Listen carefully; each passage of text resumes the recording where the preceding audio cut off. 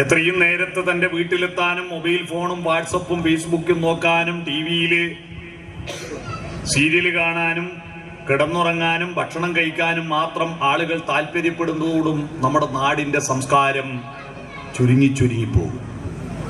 നമ്മുടെ നാടിന്റെ സംസ്കാരം ഉടലെടുത്തത് ബെഡ്റൂമിലല്ല.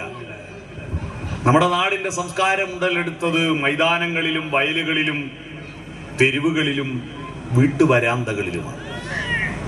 വീട്ടുവരാന്തകൾ ഇപ്പോൾ വിജനമാണ്. അതുകൊണ്ട് സംസ്കാരവും കുറയുന്നു. നിങ്ങളുടെ വീട്ടിൽ നിങ്ങൾക്ക് സംസ്കാരമുണ്ടോ എന്ന് മനസ്സിലാക്കുന്നത് നിങ്ങളുടെ വസ്ത്രം നോക്കിയിട്ടല്ല, നിങ്ങളുടെ ഭക്ഷണം നോക്കിയിട്ടല്ല, നിങ്ങളുടെ അടുക്കള നോക്കിയിട്ടല്ല.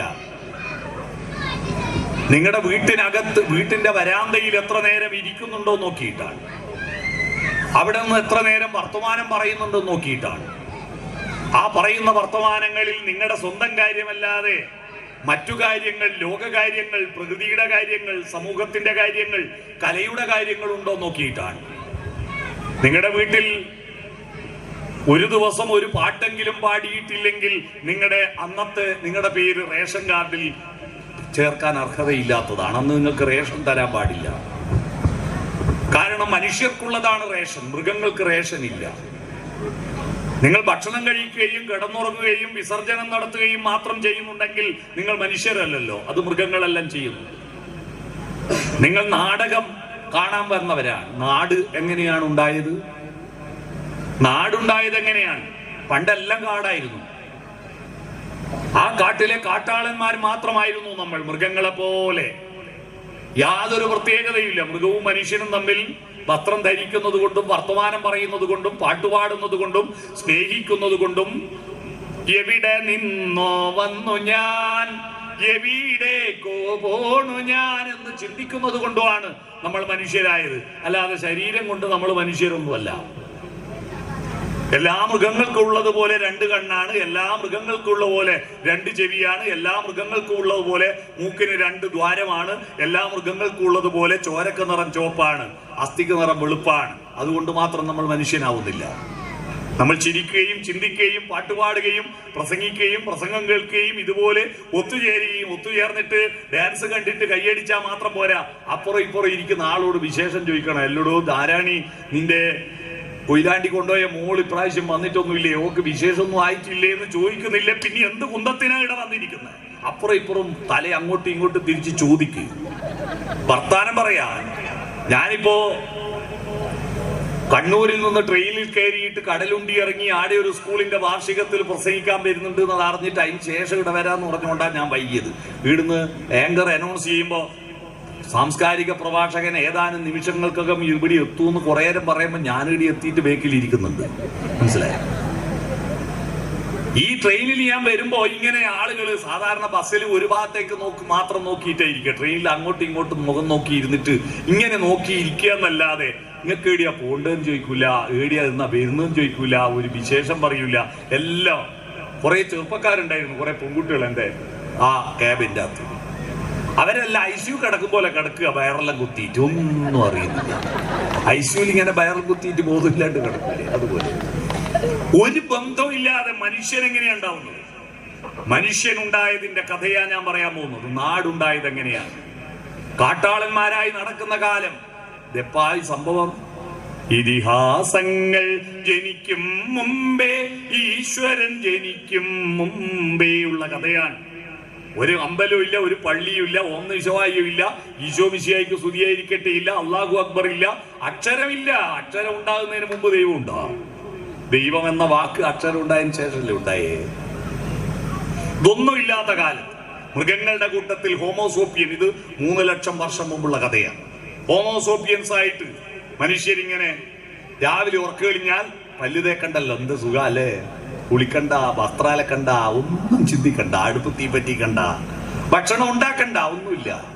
രാവിലെ എണീറ്റാ ഏതോ മരം കുലുക്കിയിട്ട് എന്തോ തിന്നാൻ പഴമോ കായ്കനികളോ നോക്കൂ, അല്ലേ മഡ് കളച്ചിട്ട് കിഴങ്ങ് തിന്നു, അല്ലെ മൃഗങ്ങളെ കൊന്നു തിന്ന് വയറ് നിറഞ്ഞ ആടെ കിടക്കും, ആടുന്ന് പിന്നെയും നടക്കും. പുറപ്പെട്ടെടുത്ത് തിരിച്ചു വരേണ്ട പരിപാടിയില്ല. കാരണം ആടെ വീടൊന്നും ഇല്ലല്ലോ, കൃഷിയും ഇല്ലല്ലോ, ഇങ്ങനെ നടക്കും. അടിച്ചു വാരണ്ടല്ലോ, കാരണം വീടില്ലല്ലോ. അങ്ങനെ നടക്കുമ്പോ അന്ന് രണ്ട് ജാതിയേ ഉണ്ടായിരുന്നുള്ളൂ മനുഷ്യരുടെ ഇടയിൽ. ഏത് ജാതിയാ?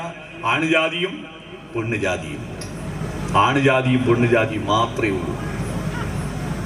പക്ഷെ ഈ ഭക്ഷണം ശേഖരിച്ച് പോകാൻ വേണ്ടി ഇടക്ക് പെണ്ണുജാതിക്ക് ആണുജാതിന്റെ കൂടെ പോകാൻ പറ്റൂല. എന്തുകൊണ്ടായിരിക്കും? കുഞ്ഞുണ്ണി മാഷ് ഒരു കവിതയുണ്ട്, ആണിന്റെ അമ്മ പെണ്ണ്, പെണ്ണിന്റെ അമ്മയും പെണ്ണ്, ഇതെന്ത് നീതി ഇതെന്ത് ന്യായം, ആണിനെ പെറ്റതും പെണ്ണിനെ പെറ്റതും പെണ്ണ. പെണ്ണുങ്ങളോട് ബഹുമാനം കാണിക്കണമെന്ന് പറയുന്നത് എന്തുകൊണ്ടാണെന്നറിയോ? അവർക്ക് നീണ്ട മുടിയുള്ള കൊണ്ടല്ല, അവർക്ക് മീശയില്ലാത്ത കൊണ്ടല്ല.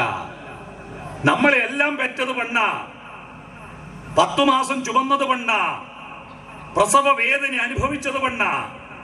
ആ വേദന അനുഭവിച്ചതിനോടുള്ള ആദരവ് പ്രകടിപ്പിക്കാൻ ഞങ്ങളുടെ നാട്ടിൽ ഒരു ആചാരമുണ്ട്. ഒരു പെണ്ണ് പ്രസവിച്ചാൽ ഒരു 5-10 ദിവസത്തിനുള്ളിൽ ആ പെണ്ണ് അനുഭവിച്ച ത്യാഗത്തിന്റെ വേദനയ്ക്ക് പ്രതിഫലമായിട്ട് അവൾക്കും അവളുടെ അമ്മക്കും തിന്നാനുള്ള കാശ് കൊണ്ട് കൊടുക്കും.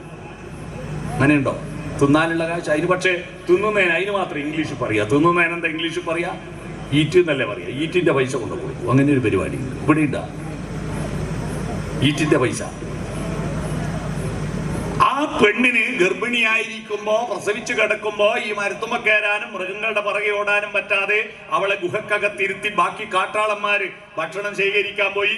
ശേഖരിച്ച ഭക്ഷണം അവര് കഴിച്ചും ബാക്കിയുണ്ടെങ്കിൽ പെണ്ണിന് കൊണ്ടു കൊടുക്കും. അവളത് തിന്നും. തിന്നിട്ട് ബാക്കി കുരുവും തൊലിയെല്ലാം ഗുഹക്ക് പുറത്തേക്ക് എറിയും. അന്ന് ചവിട്ടുമ്പോ തുറക്കുന്ന മൂടിയുള്ള പാത്രമില്ല, വലിച്ചെറിയും. അങ്ങനെ വലിച്ചെറിഞ്ഞിട്ട് അടുത്ത ഭക്ഷണം വരുന്നുണ്ടോ എന്ന് ഗുഹാമുഖത്തേക്ക് നോക്കിയിരിക്കുമ്പോ പുറത്ത് മഴ പെയ്തപ്പോ ഇവള് വലിച്ചെറിഞ്ഞ ആ കുരു കുതിർന്നിട്ട് ആ കുതിർന്ന് അതിൻ്റെ അകത്തുനിന്ന് കെ എം മാണിന്റെ ചിഹ്നം പൊങ്ങി വന്നു. രണ്ടില പൊങ്ങി വന്നു. ആ ഇലയെ തന്നെ ഇവള് സൂക്ഷിച്ചു നോക്കുക. 24 മണിക്കൂർ അന്നും പകലും രാത്രിക്കും ഇതേ ദൈർഘ്യമുണ്ട്. ഒരു പണിയിലാണ്ട് ഇങ്ങനെ ഇലയും നോക്കി ഇരിക്കുമ്പോഴാണ് പെട്ടെന്ന് അവളുടെ മനസ്സിൽ ഒരു ഐഡിയ പൊട്ടിമുളച്ചത്. ഏത് മരത്തിൽ നിന്ന്, ഏത് വള്ളിയിൽ നിന്ന്, ഏത് ചെടിയിൽ നിന്നാണ് ഈ പഴം പറിച്ചെടുത്തത്? അതേ മരത്തിന്റെ, അതേ വള്ളിയുടെ, അതേ ചെടിയുടെ ഇലയാണ് ഈ കുരുവിന്റെ അകത്തുനിന്ന് പുറത്തു വരുന്നത്. എന്ന് പറഞ്ഞാൽ കുരുവിന്റെ അകത്ത് മരമുണ്ട് എന്നുള്ള അറിവാ ലോകത്തെ ആദ്യത്തെ അറിവ്. നട്ടാ പൊളക്കും. അതുവരെ ഭക്ഷണം ഉള്ളെടുത്ത് പോയി തിന്നല, എന്നാ താൻ ഉള്ളെടുത്ത് ഭക്ഷണം ഉണ്ടാക്കാം എന്ന ഐഡിയ ഉണ്ടായപ്പോ അവൾ ഒരൊറ്റ വിളിയായി, ഹേ, എന്തോ അപകടം പറ്റിയിട്ടുണ്ടെന്ന് വിചാരിച്ചിട്ട് കാട്ടാളന്മാർ ഓഹോ ഓടി വന്നു. എന്താ 4 മൂലക്കുന്ന് കാട്ടാളന്മാർ വന്നു. വിളിച്ചു ചേർത്ത് ഇവളും കൂടി വട്ടത്തിൽ ഇരുത്തിയിട്ട് കുരുവിന്റെ അകത്ത് മരമുണ്ടെന്ന് പറഞ്ഞു കൊടുക്കാൻ. കുരുവെന്നോ മരം എന്നുള്ള വാക്കൊന്നും ഇല്ലല്ലോ, ഭാഷയില്ലല്ലോ. എന്തെല്ലോ അഭ്യാസം കളിച്ചിട്ട് ഇവള് ഒച്ചയെടുത്തിട്ടും കാണിച്ചു കൊടുത്തിട്ടും പറഞ്ഞ് ബോധ്യപ്പെടുത്തി. അങ്ങനെ ബോധ്യപ്പെടുത്തിയപ്പോഴാണെന്നാ പിന്നെ നടാന്ന് തീരുമാനിച്ചത്. അങ്ങനെയാണ് അവര് അക്കാണും മാമല വെട്ടി വയലാക്കി ആര്യൻ വിത്തെറിഞ്ഞു. അന്നുണ്ടാക്കിയതാ വയല്. ഈ വയലെന്ന് പറയുന്നത് മലയാളി ഉണ്ടാവുന്നതിന് മുമ്പ് വയലുണ്ട്. ആദ്യ മനുഷ്യൻ ഉണ്ടാക്കിയതാ വയല്. നിങ്ങളെ പേരിൽ ഇപ്പൊ നിങ്ങൾ ഉണ്ടാക്കിയ നിയമപ്രകാരം അവിടെ അരയേക്കറ 30 സെന്റ് 20 സെന്റ് എല്ലാം ആ വയല് നിങ്ങളുടെ പേരിൽ റേഷാക്കി തന്നു എന്ന് വിചാരിച്ചിട്ട് അത് കൊത്തിക്കൂട്ടി ചാല് കീറിയിട്ട് അവിടെ പറമ്പാക്കാൻ നിങ്ങൾക്ക് എന്താ അധികാര? വയല് നിങ്ങൾ കാശ് കൊടുത്ത് വാങ്ങിയതായിരിക്കാം, പക്ഷെ കാശ് നിങ്ങൾ ഉണ്ടാക്കിയ കാശാ, മനുഷ്യന്മാരുണ്ടാക്കിയ കാശാ, പ്രകൃതി ഉണ്ടാക്കിയ കാശല്ല. ഇപ്പൊ എന്താ വയലുകളിൽ ആദ്യം ചാല് കീറിയിട്ട് കുറച്ച് കിഴങ്ങ് വെക്കും, 4 കിഴങ്ങിന്റെ നടുക്കൊരു വാഴ വെക്കും, 4 വാഴന്റെ നടുക്കൊരു കവുങ്ങ് വെക്കും, 4 കവുങ്ങിന്റെ നടുക്കൊരു തെങ്ങ് വെക്കും, 4 തെങ്ങിന്റെ നടുക്കൊരു വീട് വെക്കും. എന്നിട്ട് വീടിന് ചെയ്യാഞ്ഞ തെങ്ങ് മുറിച്ചു മാറ്റും. എന്നിട്ടോ എല്ലാം ഇന്റർലോക്കാക്ക് സിമെന്റ് ഇടും. നമ്മളെ ആളുകളുടെ ആഗ്രഹം എന്താണെന്നറിയോ? മൊത്തം കേരള പറമ്പ് മൊത്തം സിമെന്റ് ഇട്ടെങ്കിൽ പിന്നെ ചളിവരങ്ങണ്ടല്ലോ.